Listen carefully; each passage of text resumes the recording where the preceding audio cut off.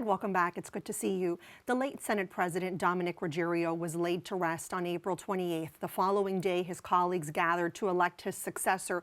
You've been reporting there was a lot of behind-the-scenes politicking in the days leading up to that vote. Oh, yes. As we talked about before in this segment, Michelle, there were really three candidates we were all watching closely. Majority Leader Val Lawson, former Majority Leader Ryan Pearson, and Labor Committee Chairman Frank Chacon. So in the days leading up to the vote, Lawson formed an alliance with Chacon to run as a ticket, and they said by the Thursday before the vote they had enough commitments to win, but they wouldn't release the list of those commitments, which led to some skepticism about whether those commitments were as solid as they were claiming. And all through the weekend there were, reports. My phone, there was like smoke coming out of it. There was so much going on, and we were hearing that maybe Pearson was going to be able to put together the votes. Could he overcome their efforts? But in the end, Lawson had what she needed, and the floor vote wasn't that close. It was 24 votes for Lawson to be the new Senate president, 8 for Pearson, and 4 for Republican leader De La Cruz. And Senate Democrats also opted to choose the Labor Committee Chairman Frank Chacon, a longtime Providence Democrat, as the new Senate Majority Leader, which was interesting because that was despite opposition from progressive groups who have criticized Chacon's views on the environment and social issues. So we now have a new leadership team in place. And of course, the timing is critical for Senator Lawson. It is. It's a tough time to take over leadership. I mean, it's May now. We're heading into the busiest stretch of the year for the General Assembly. Lawson's going to need to deal with the budget right away because the May revenue estimates will come in, which kicks off the final negotiations on that. All sorts of important bills. The assault weapons ban comes to mind. We have the health care, primary care crisis we've been talking about. Lots of discussion about whether they should do more on that. All while she just gets used to being Senate president and makes other choices. And the new Senate president is also being criticized because she has said she will not leave her day job. She is the president of NEARI, the largest teachers union in the state. Yes, this was a little bit of a surprise, Michelle. I think some people had suggested that if Lawson became the Senate president, she would step away as president of the teachers union. But she's now signaling she plans to keep both jobs for now.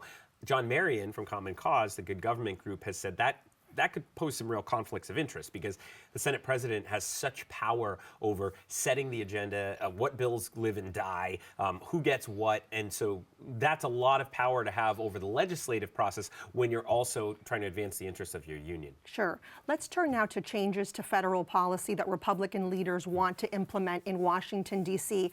And I want to zero in on Head Start. The ACLU, the American Civil Liberties Union, along with other groups, recently filed a lawsuit against President Trump's administration over what they describe as unlawful attempts to dismantle Head Start.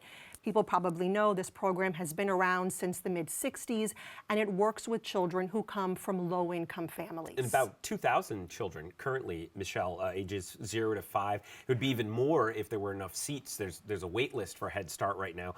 Leanne Barrett over at Rhode Island Kids Count, and they keep close tabs on the program, says she thinks that if all those classes shut down, those families are going to potentially need to leave school, leave work, because this is their form of childcare, and it's particularly concerning for families who have children with disabilities, when there's foster care, people experiencing homelessness.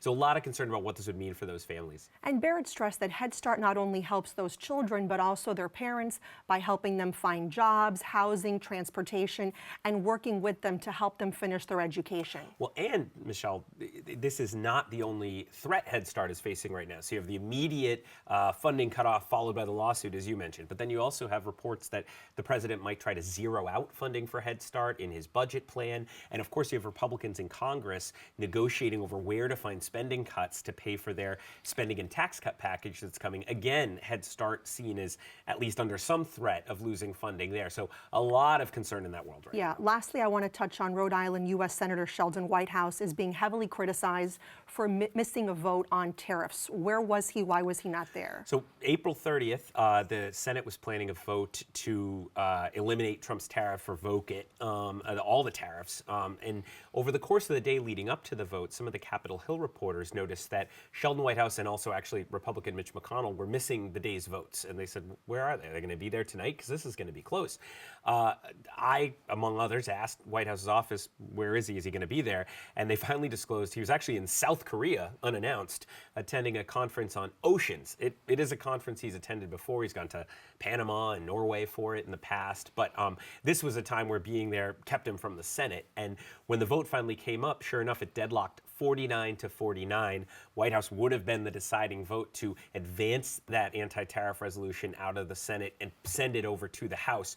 So as you can imagine, with Democrats as frustrated as they are with President Trump, as concerned as they are about the tariffs, him being overseas unannounced at a conference rather than in the Senate to vote has led to a lot of backlash. Do you know if White House knew that going to South Korea would mean that he would miss this key vote? I don't think, I certainly would imagine he planned this quite a while ago. We haven't seen him yet because he's been traveling back from Asia. But I did see a report from one Hill reporter, Michelle, who said that some of the rank and file senators were frustrated actually with Democratic leadership because they knew White House was going to be away, and yet they agreed with Republican leaders to have the vote at that time not at full strength. So it'll be interesting to see how White House discusses this when he's back in the States. Yeah, a lot to watch here. Good to see you, Ted. Good to see you.